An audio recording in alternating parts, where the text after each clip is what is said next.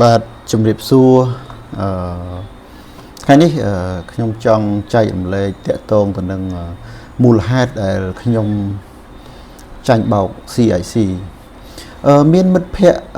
មួយចំនួនតែងតែឆ្ងល់ថាហេតុអីខ្ញុំជាមនុស្សដែលមិនសូវលោភលន់ហើយក៏មិនសូវខ្វល់ខ្វាយរឿងការរកស៊ីផ្សេងៗបែរជាមកចាញ់បោកហើយវិនិយោគនៅ CIC ថ្ងៃនេះខ្ញុំគ្រាន់តែលើកយករឿងនេះជាបទពិសោធន៍ដើម្បីចែករំលែកដល់បងប្អូនទាំងអស់គ្នាហើយមិនមែនជាការប្តឹងផ្ដាល់អ្វីទេហើយរឿងរ៉ាវមួយចំនួនខ្ញុំក៏មិននិយាយនៅទីនេះដែរវាអាចប៉ះពាល់បាទទៅនឹងបុគ្គលនេះបុគ្គលនោះឬក៏រឿងដែលជ្រៅជាងនេះអញ្ចឹងអ្វីដែលខ្ញុំចង់និយាយគឺហេតុផលដែលខ្ញុំវិនិយោគ CIC គឺអាស្រ័យលើកត្តាធំចំនួន3កត្តាទី1គឺខ្ញុំបានស្គាល់ CIC នឹងយូរដែរហើយបាទអញ្ចឹងការស្គាល់ជាយូរហើយធ្លាប់ឮអំពីដំណើរការអភិវឌ្ឍរបស់ CIC នឹងវាច្រើនឆ្នាំគួរសមដែរចូលជិត10ឆ្នាំអញ្ចឹងមានន័យថា CIC នឹងបានឈរជើងជាយូរមកហើយនៅក្នុងប្រទេសកម្ពុជាហើយក៏ជោគជ័យគួរសមបាទអញ្ចឹងប្រវត្តិដ៏ល្អតាមរយៈមិត្តភ័ក្តិដែលគាត់វិនិយោគនៅក្នុង CIC ហើយគាត់បានផលប្រយោជន៍មួយចំនួនហ្នឹងឃើញមានដូចជាភាគហ៊ុនហ្នឹងវាកើនឡើងថ្លៃឡើងជាដើមហើយនឹងមានការវិនិយោគដែលចេះតែចំណេញអីចឹងទៅអញ្ចឹងយើងក៏ចាប់ផ្ដើមជឿទុកចិត្តលើ CIC ចំណុចទី1ណាទី2គឺតកតងទៅនឹងបុគ្គលដែលយើងស្គាល់នៅក្នុង CIC យើងដឹងហើយថាមានដូចជាលោកគ្រូខឹមសុកហេងបាទអ្នកទាំងអស់គ្នាស្គាល់ច្បាស់មានលោកសោមសម្បត្តិខ្ញុំស្គាល់តែ2អ្នកហ្នឹងទេអ្នកផ្សេងខ្ញុំមិនសូវស្គាល់ទេអញ្ចឹងបុគ្គលទាំងអស់នេះគឺយើងគិតថាគាត់ជាមនុស្សល្អនៅក្នុងសង្គមគាត់ចែករំលែកបទពិសោធន៍គាត់មានទស្សនវិស័យដែលខ្មែរជួយខ្មែរអញ្ចឹងយើងជឿជាក់លើគាត់បាទអញ្ចឹងមានន័យថាយើងស្គាល់បុគ្គលទាំងអស់ហ្នឹងហើយគិតថាជាមនុស្សល្អហើយស្រុកខ្មែរវាពិបាករកអ្នកដែលល្អជាងហ្នឹងណាបាទហើយចំណុចទី3ហ្នឹងគឺអ្នកដែលធ្វើនៅ CIC ទាំងឯងគឺភាគច្រើនគឺសុទ្ធតែយើងចង់និយាយថាវាអស់ហើយវាអស់ល្អត្រឹមហ្នឹងហើយយើងចេះតែគិតថាអញ្ចឹងណាតាមពិតមានមនុស្សល្អជាងហ្នឹងប៉ុន្តែយើងមិនដឹងប៉ុណ្ណាអញ្ចឹងក្រោយមកយើងវិនិយោគទៅយើងក៏ដល់ដំណាក់កាលមួយដែលវា CIC ហ្នឹងត្រូវដួលរលំបាទអញ្ចឹងនិយាយឲ្យខ្លីមក CIC គឺជាក្រុមហ៊ុនពិតប្រាកដជាក់ស្ដែងរស់ស៊ីពិតប្រាកដមែនប៉ុន្តែនៅពេលដែលជួបប្រទះនឹងបញ្ហា COVID ជួបប្រទះនឹងបញ្ហាផ្សេងវាក៏ផ្លាស់ប្ដូរបាទអញ្ចឹងចំណុចនេះហើយដែល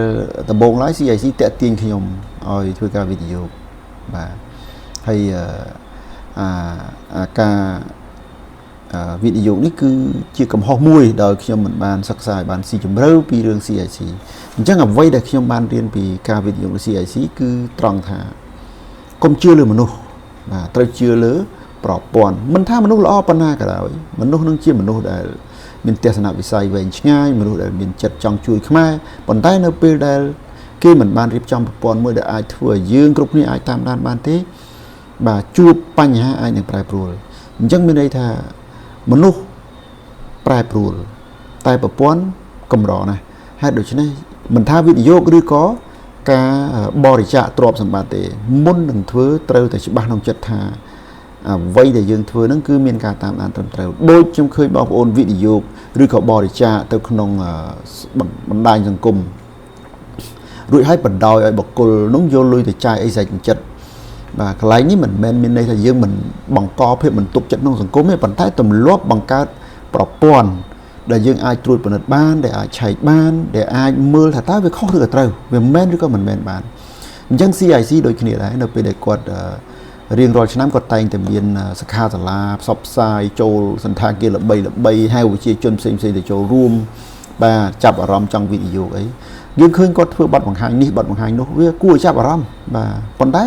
ខ្ញុំអត់បានទៅឆែកមើលថាតើអាហ្នឹងវាពិតឬមិនពិតបាទអានេះជាកំហុសបាទអញ្ចឹងមួយទៀតប្រព័ន្ធនៅក្នុង CIC យើងឃើញ Board of Director ឬក៏យើងហៅថាក្រុមប្រឹក្សាវិបាលរបស់ CIC ហ្នឹងគាត់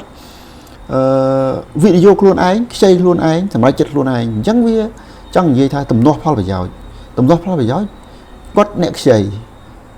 ហើយអ្នកណាទៅទីណាអញ្ចឹងអាហ្នឹងហើយបាទចុងក្រោយហ្នឹងគឺយើងឃើញមានក្រុមប្រឹក្សាវិបាលខ្លះគាត់និយាយថាគាត់ក៏ជាជនរងគ្រោះដែរបាទគាត់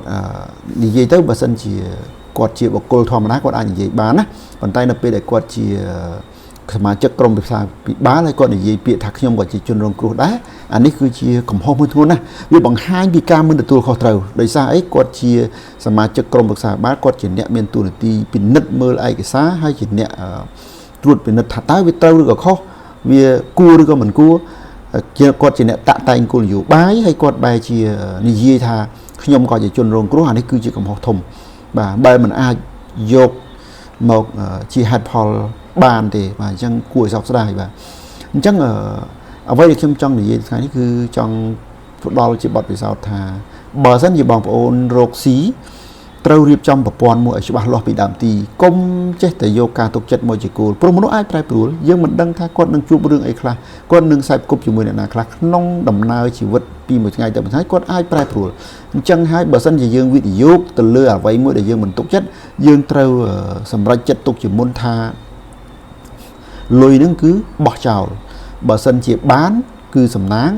តែបើសិនជាខាតបោះចោលអាហ្នឹងទើបវិនិយោគកាលណាយើងវិនិយោគទៅលើរចនាសម្ព័ន្ធបែបហ្នឹងការរៀបចំបែបហ្នឹងត្រូវតែគិតអញ្ចឹងមិនបានបាទมันមានអីទេ